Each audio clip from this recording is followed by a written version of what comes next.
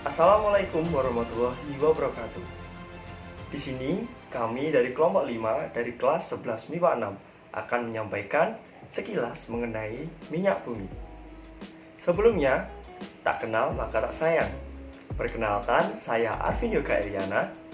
Perkenalkan, nama saya Meisi Manas, nomor 20.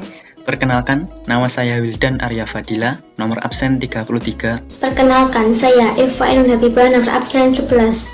Nama saya Pristia Yulia Fitra, nomor absen 25 dari kelas 11 MIPA 6. Pengertian minyak bumi adalah minyak bumi dalam bahasa Inggris adalah petroleum, dari bahasa Latin petrus, karang, dan oleum minyak. Dijuluki juga sebagai emas hitam. Ada cairan kental berwarna coklat atau gelap, kehijauan yang mudah terbakar yang berada di lapisan atau beberapa area di kerak bumi. Minyak bumi terdiri dari campuran kompleks dari berbagai hidrokarbon sebagai yayan besar seri alkena, tetapi bervariasi dalam penampilan, komposisi, dan kemurniannya. Minyak bumi diambil dari sumur minyak setelah melalui proses studi geologi, analisis sedimen, karakter dan struktur sumber, dan berbagai macam studi lainnya. Komposisi dasar yang mendominasi minyak bumi ini adalah senyawa alkana.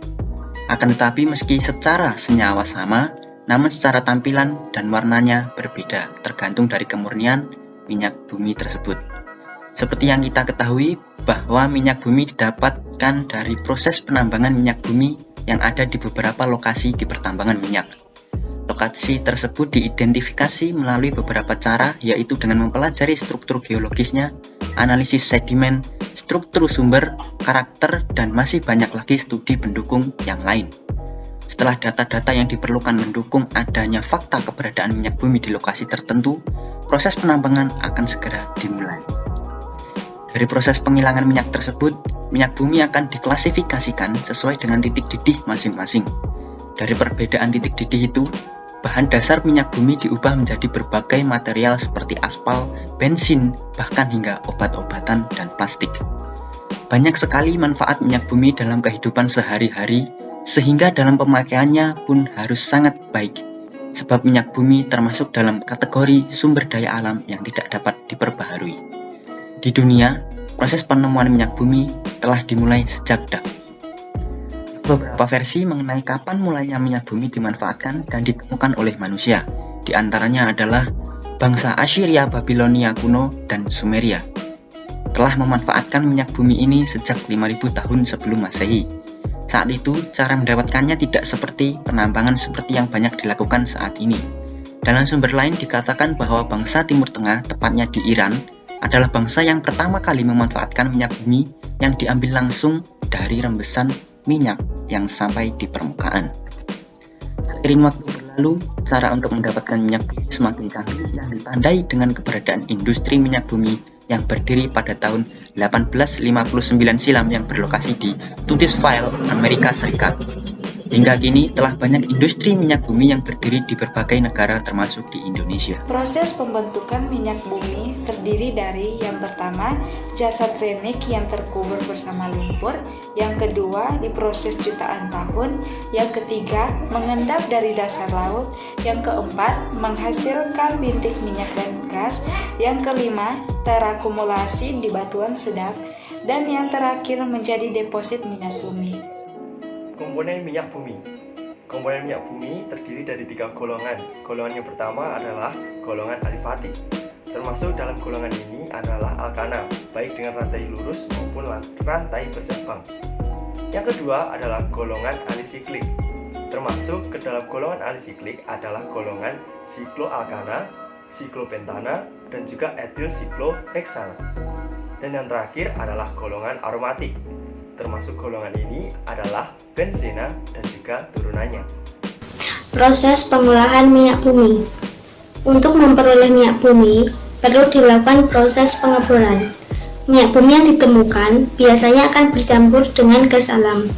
Minyak bumi yang telah dipisahkan dari gas alam berbentuk cairan kental hitam dan berbau, disebut crude oil atau minyak mentah. Minyak mentah ini masih belum bisa dimanfaatkan secara langsung. Oleh karena itu, perlu dilakukan pemurnian atau refining dengan destilasi bertingkat. Prinsip destilasi ini adalah pemisahan komponen-komponen campuran berdasarkan perbedaan titik didih, sehingga diperoleh kelompok-kelompok komponen dalam rentang titik didih tertentu yang disebut fraksi-fraksi. Fraksi minyak bumi yang pertama ada gas, jumlah atomnya C1 sampai C4, titik didihnya kurang dari 20 derajat Celcius. Manfaat gas sebagai bahan baku gas LPG dan bahan baku sintetis senyawa organik. Yang kedua ada ether petroleum, jumlah atomnya C5 sampai C7, titik didihnya 30 sampai 90 derajat Celcius. Ether petroleum berfungsi sebagai pelarut dan cairan pembersih. Yang ketiga ada bensin, jumlah atomnya C5 sampai C10, titik didihnya 40 sampai 180 derajat Celcius sebagai bahan bakar kendaraan bermotor. Yang keempat ada nafta, jumlah atomnya C6 sampai C10, titik didihnya 70 sampai 180 sebagai bahan baku sintetis senyawa organik. Yang kedua ada kerosin, jumlah atomnya C11 sampai C14, titik didihnya 180 sampai 250 sebagai bahan bakar cat dan bahan bakar kompor parafin. Dan yang kelima ada minyak solar dan diesel, jumlah atomnya C15 sampai C17, titik didihnya 250 sampai 300 sebagai bahan bakar kendaraan bermesin diesel dan bahan bakar tungku di industri. Bensin merupakan bahan bakar kendaraan bermotor yang memiliki peran penting. Setiap jenis bensin memiliki mutu yang berbeda. Mutu bensin ditentukan oleh efektivitas pembakarannya di dalam mesin. Mutu bensin mempengaruhi ketepatan waktu pembakaran sehingga tidak menimbulkan ketukan atau knocking yang mengganggu gerakan piston pada mesin. Ketukan dapat mengurangi efisiensi bahan bakar, menyebabkan mesin menggelitik, dan bahkan merusak mesin. Mutu bensin biasanya dinyatakan dengan bilangan oktan atau oktan number.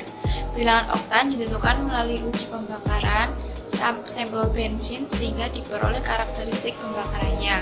Karakteristik tersebut kemudian dibandingkan dengan karakteristik pembakaran berbagai campuran heptana dan isoktana. Nilai bilangan oktan 0 ditetapkan untuk heptana yang mudah terbakar dan menghasilkan ketukan paling banyak, sedangkan nilai 100 untuk isoktana yang tidak mudah terbakar dan menghasilkan ketukan paling sedikit. Sebagai contoh, suatu campuran yang terdiri dari 25% heptana dan 75% isoktana akan mempunyai bilangan oktan 25/100 kali 0 plus 75/100 kali 100 sama dengan 75.